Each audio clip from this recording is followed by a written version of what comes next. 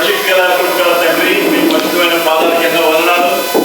మా Sunday school బిడ్డల ద్వారా ఆయన టీచర్స్ సహాయం ద్వారా మీరు జరిగించిన ఈ కార్యక్రమాన్ని బట్టి మీకు వందనాలు. ఈ ఎగ్జిబిషన్ని ప్రభావ తండ్రికి కుమారునికి పరిశుద్ధాత్మకి నామంలో ఆయన మీ చేతులకి అప్పచెప్తూ ప్రారంభిస్తున్నాం తండ్రి. ఆమేన్.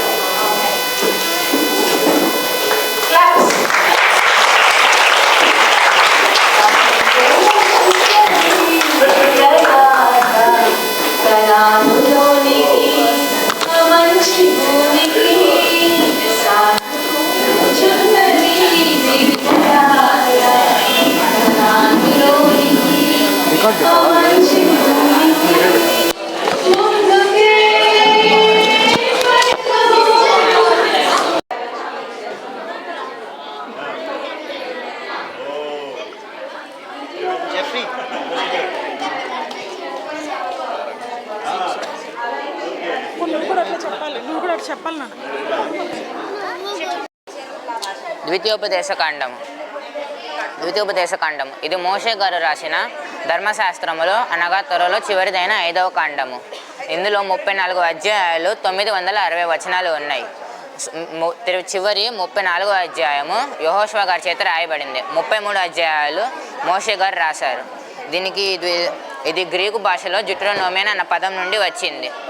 దీని మీనింగ్ ఏంటంటే, డ్యూటెరోనోమియన్ అనగా అర్థం ఏంటంటే రెండవసారి ఉపదేశించుట. దీనికి పేరు ఎలా వచ్చిందంటే, సో కనాన్ దేశంలోనికి వెళ్ళకముందు యోర్దాను నదికి యువతలనున్న మోయాబు మైదానంలో మోషే గారు కొత్త తరం వారికి మరలా దేవుని ధర్మశాస్త్రము ఉపదేశిస్తారు. సో ఈ రెండవసారి కొత్త తరం వారికి ఉపదేశించడం వలన దీనికి ద్వితీయోపదేశకాండం అనే పేరు వచ్చింది. సో ఇది మొత్తం ఇజ్రాయెల్ ప్రజల యొక్క జర్నీ అన్న. ఈజిప్ట్ దగ్గర స్టార్ట్ అయ్యారు. ఇక్కడ రెడ్ సీని క్రాస్ చేసి మౌంట్ సినాయ్ దగ్గర లా తీసుకుంటారు, అంటే లాస్ 10 ఆజ్ఞలు. దాని తర్వాత ఎజియోన్ గెబెర్ దాకా వస్తారు. ఎజియోన్ గెబెర్ దాకా వచ్చి ఎజియోన్ గెబెర్ నుండి ఇక్కడ దాకా 11 రోజుల ప్రయాణం.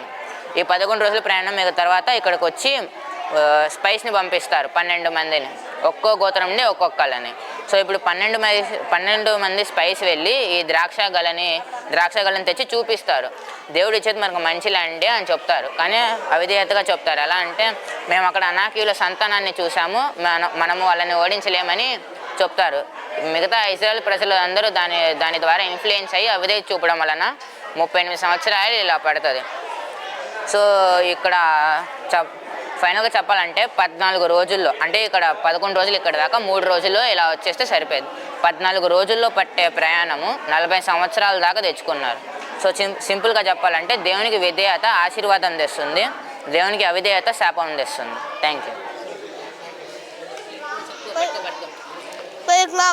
May baby figure parang pagkakak wisakap. Lagu lagu kapag bagong lagu. Ogu sarap bagam kung sarap pagkawaru. Akagu pagabu aru ekwa unkaru.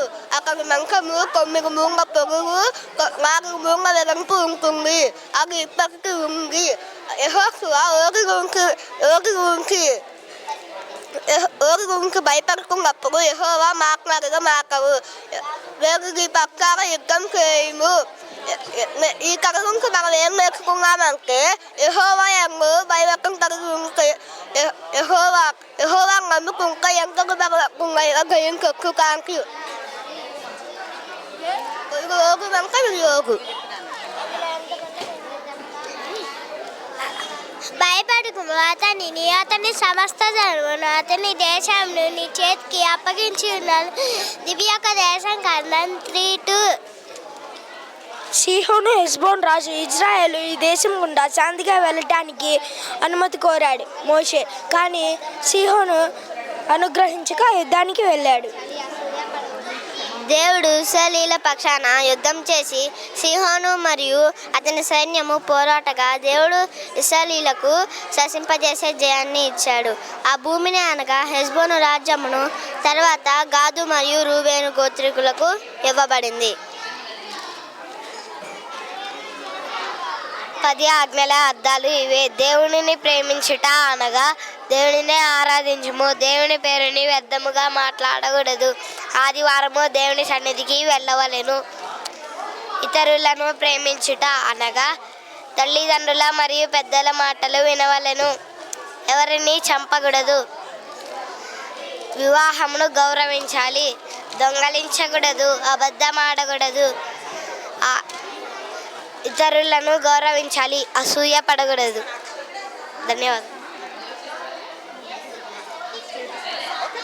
ఇది గ్రీక్ వర్డ్స్ అన్న. ఇవి గ్రీక్ వర్డ్స్ అన్న. ఇదేంటంటే క్షమ అంటే ఏంటంటే ఓ ఇజ్రాయెల్ వినుము అని అర్థము. వీటన్నిటికీ ఒకే మీనింగ్ ఉంది. ఏంటంటే మనం పూర్ణ బలముతో, పూర్ణ ఆత్మతో, పూర్ణ శక్తితో దేవుణ్ణి ప్రేమించాలి అని అర్థం. మెమరీస్ నీ పూర్ణ హృదయంతో, నీ పూర్ణ ఆత్మతో, నీ పూర్ణ శక్తితో నీ దేవుడైన యెహోవాను ప్రేమింపవలెను. Deuteronomy 5:6.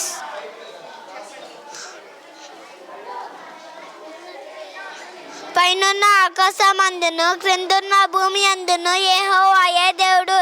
ద్వితీయోపదేశ ఖండము 4:39.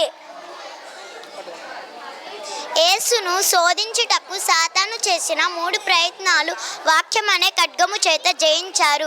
యేసు చెప్పిన 3 మాటలు ద్వితీయోపదేశ ఖండం నుండి తీసుకున్న వాక్యాలే. గర్భఫలం భూఫలం, గొర్రెల మంద, ద్రాక్షరసం, నూనె, మేకల.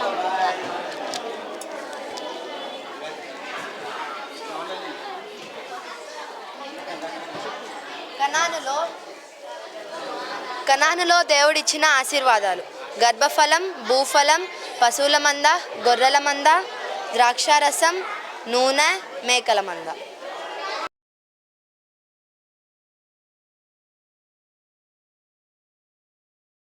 వారిని చూచి జడియకుడి, నీ దేవుడైన యెహోవా నీ మధ్యనున్నాడు.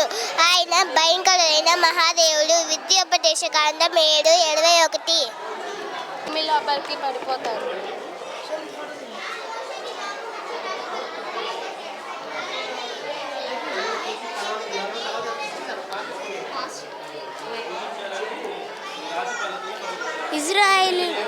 ఇజ్రాయిలు పూజించిన ఐడల్స్. ఇది దేవుని మందసము. దీంట్లో మన్నతో నిన్నున్న కుండలు, అహరోను చేతి కర్రలు, 10 కమాండ్మెంట్స్ పలకలు. దీన్ని నేవీయులు మోసారు.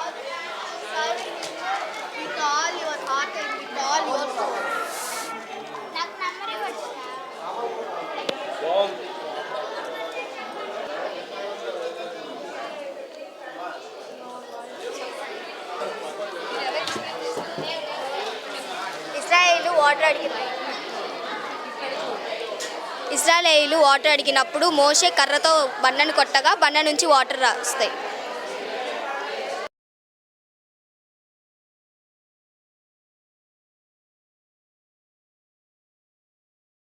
కోపం వచ్చి రాతి పలుకలు పలకొట్టాడు. ఎందుకంటే ఇది అహరోను చేసిన పోతుదూడ.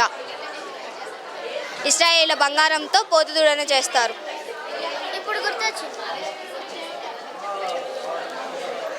ఇది ఐగుప్తులో ఇశ్రాయేలు పడిన శ్రమల నుండి దేవుడు వాళ్ళని విడిపించి వాళ్ళ పితరులకు చెప్పిన ప్రామిస్ని బట్టి ప్రామిస్ ల్యాండ్లోకి తీసుకువెళ్తున్నారు. ఇది కనాను. Promise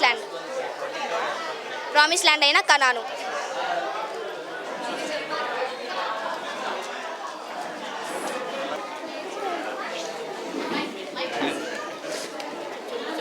one place of worship. Canaan దేశంలో వారు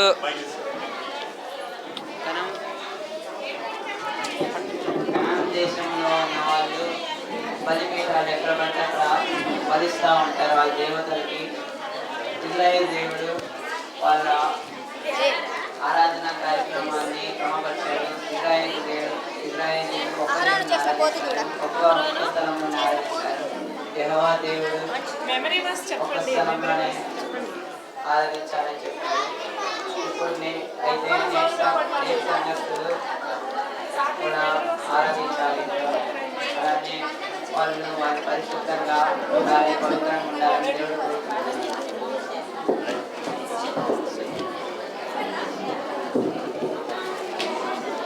దేవుని మందసం.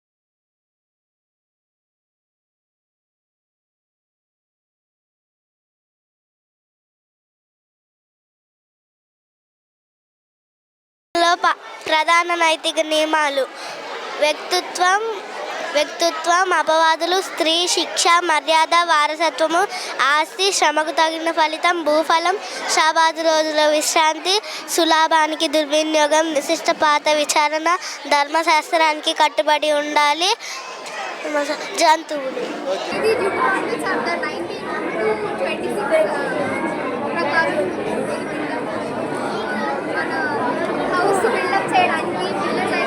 చూసావా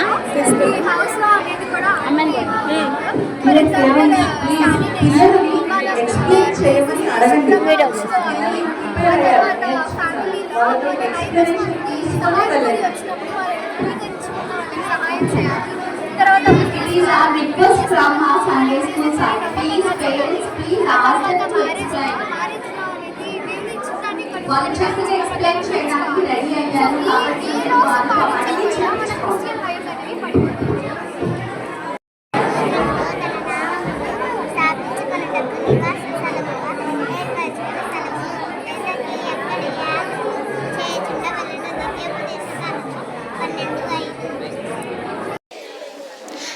ద్వితీయోపదేశకాండము 18వ అధ్యాయము 9 నుంచి 10వ వచనం వరకు చెప్పబోతున్నాను. నీ దేవుడైన యెహోవా నీకు ఇచ్చున్న దేశమున నీవు ప్రవేశించిన తరువాత ఆ జనముల హేయ కృత్యములను నీవు నేర్చుకోకూడదు. తన కుమారునైనను తన కుమార్తెనైనను అగ్నిగుండము దాటించువానినైనను మేఘశకునమును కానీ సర్పశకునమును కానీ చెప్పువానినైనను మాంత్రికునైనను ఇంద్రజాలనైనను చెప్పువానినైనను కన్నపిశాచి నడుగువానినైనను దెయ్యము యొద్ద విచారణ చేయువానినైనను నీ మధ్య ఉండనివ్వకూడదు. Thank you. ఉండవలసిన లక్షణాలు అవేవనగా అతడు యెహోవా నియమించిన వాడిని రాజుగా చేసుకునవలెను. అతడు ఇశ్రాయేలీలకు సహోదరుడై ఉండవలెను. అతడికి బంగారము వెండి సంపాదించుకొనడానికి ఆశ ఉండకూడదు. అతడు ఎక్కువ మంది భార్యలను చేసుకొనకూడదు. అతనికి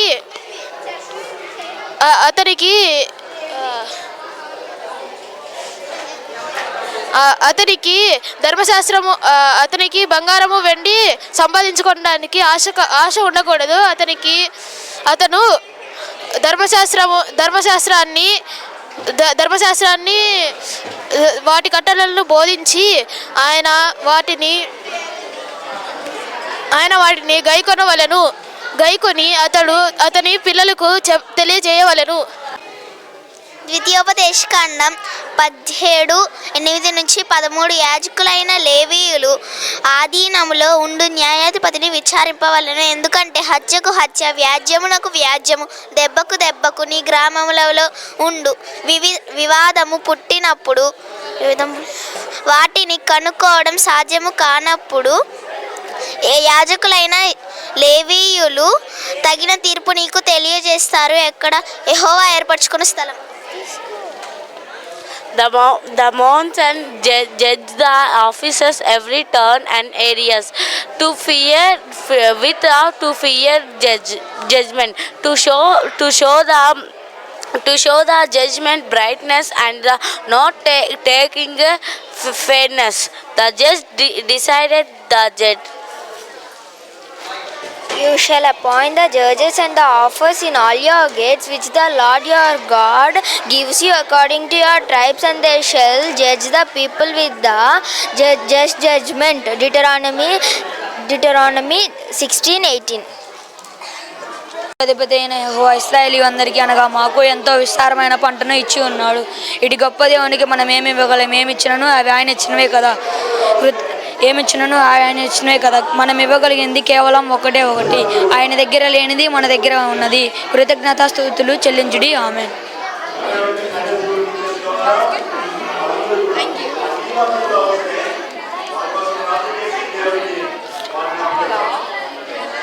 నీ దేవుడైన యెహోవా మీకిచ్చుచున్న దేశమునకు ప్రవేశించుటకు పెద్ద రాళ్లను తీసుకొని వాటి మీద సున్నమును పూసి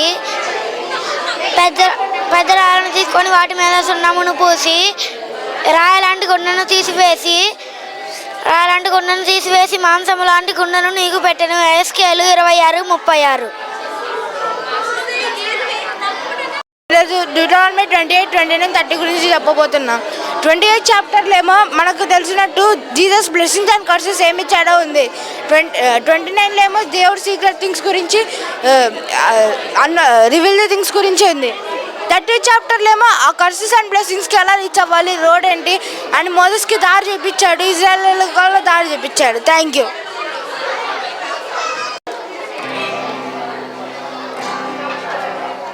Give your heavens, and I will speak. Hear, the words of my mouth. Allow my teaching to fall as the rain. My words distill as the dew. Like showers upon the tender heart, abundant rain upon the grass. I will proclaim the name of the Lord. Oh, praise the greatness of our God. He is the rock, his work is perfect, and all his ways are judgment. A faithful God who does no wrong, upright and just is he.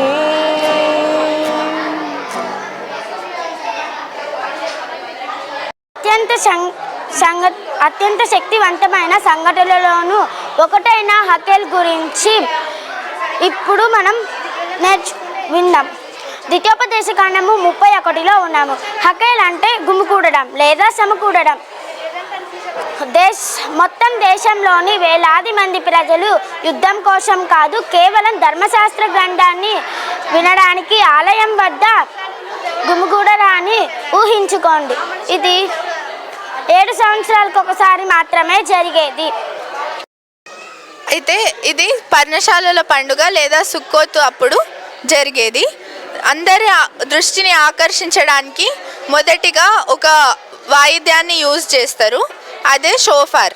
Shofar అనేది ఒక పొట్టేలు కొమ్ము, అది బిగ్గరైన శబ్దం చేస్తుంది. అదొక సంకేతం. మొత్తం దేశంలో ఉండే ప్రజలందరికీ వాళ్ళ పనులన్నీ ఆపుకొని దేవుని మాటలు వినడానికి రమ్మనడానికి అదొక సిగ్నల్. మొత్తం జన సమూహం, పురుషులు, స్త్రీలు మరియు పిల్లలు నిశ్శబ్దంగా ఉన్న తరువాత ప్రధాన యాజకుడు ధర్మశాస్త్ర గ్రంథాన్ని బయటకు తీస్తాడు. ఈ పట్టణమే హకేల్కు గుండెకాయ. ఇది త్వరగా చెప్పే కథ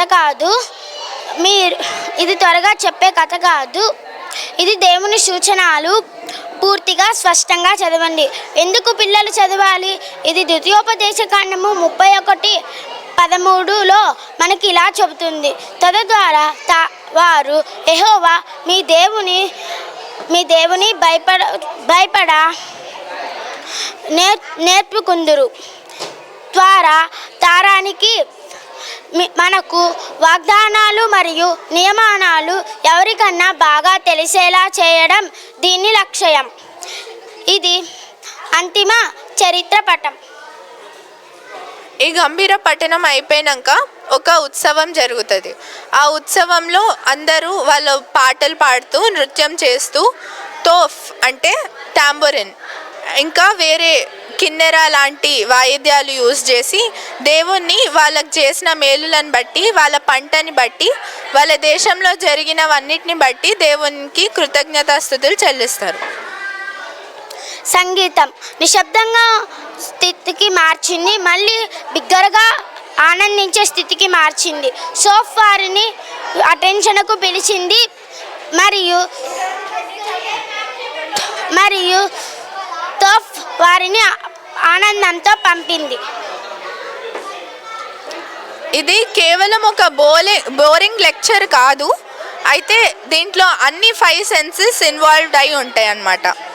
ఇది ప్రతి 7 ఇయర్స్కి వాళ్ళు దేవుని వైపు వాళ్ళ ఫోకస్ని షిఫ్ట్ చేసుకోవడానికి చేసే ఒక ఈవెంట్, ఒక festival. We are looking at very last chapters of Deuteronomy 33 and 34. These chapters are emotional because they describe the final moments of Moses, who was Israel leader ever had. I'm going to tell you this story about the Moses and Joshua, most faithful helper. Imagine I'm standing right there on plains of Moab, watching your hero walk away. I knew my time was up, but before I left, I stood strong, even at 120 years old. I spoke a final blessing over each single tribe, almost like a last prayer for my children. Listen what I spoke about God. The eternal God is your refuge, and underneath are the everlasting arms. Isn't it the best promise? I told them when the life is scary, God is their safe place, and even His arms will always hold them up. Lovely. Wonderful. This is Moses. This is Moses when he was a baby, and Jesus talking to Moses by a burning bush. This is when he came to Egypt to rescue.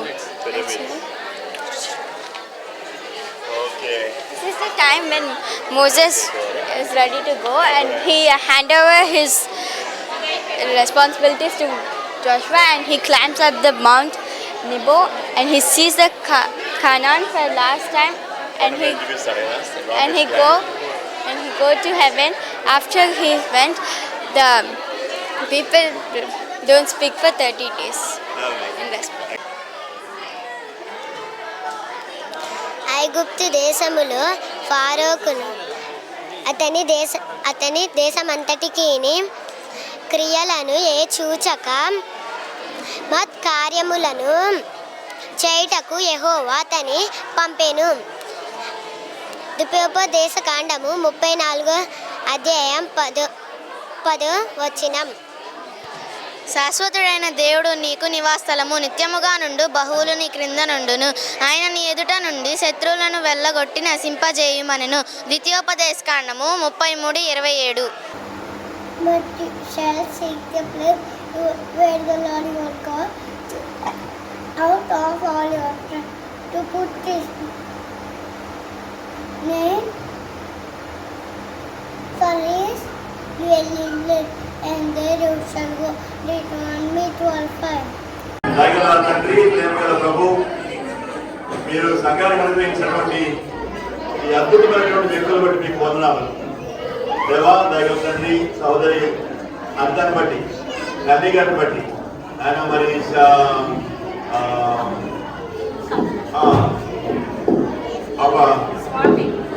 స్వాతిని బట్టి, మీ వయసుని బట్టి, శాంతిని బట్టి మీ పాదాలకు ఎన్నో వందనాలు చెల్లిస్తున్నాం.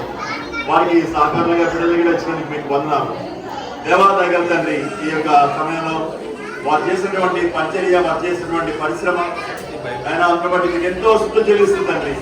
ఇంత అద్భుతమైనటువంటి విషయాలు ద్వితీయోపదేశ కాండంలోంచి ఆయన వారు ఈ విధంగా ఎగ్జిబిషన్ లాగా పెట్టడానికి వారికి ఇచ్చిన ఆలోచన, మరి పిల్లలకి వారు ఇచ్చినటువంటి ట్రైనింగ్, వాటన్నిటి బట్టి మీకు వందనాలు. వారు నేర్చుకున్న విషయాలు వాళ్ళ భవిష్యత్ జీవితానికి ఎంతో ఉపయోగకరంగా దీవెనకరంగా చేయవలసిందిగా ప్రార్థించుకుంటూ మరొకసారి తండ్రి టీచర్స్ ని, స్టూడెంట్స్ ని, పిల్లల్ని అందరినీ మీ చేతికి అప్పగిస్తూ గొప్పదేవ వాటిలో నాటబడినటువంటి విత్తనాలు ఆయన ఫలించి పెద్ద పెద్ద వృక్షాలుగా అనేక మందికి ఆశీర్వాదంగా ఉండడానికి సహాయం చేయమని కోరుకుంటూ ఆయన ఈ పిల్లలు చేసిన పరిచర్యకు తండ్రి వారికి మీరే తగిన బహుమానం దయచేయవలసిందిగా వేడుకుంటూ సంఘం తరపున తండ్రి వారిని మీ చేతులకు అప్పగిస్తూ ఘనత మహిమ ప్రభావం మీకు చెల్లిస్తుంది. మా ప్రభు యేసుక్రీస్తు దివ్యనామములో స్తుతించి ప్రార్థించి వేడుకుంటున్నాం తండ్రి. ఆమేన్.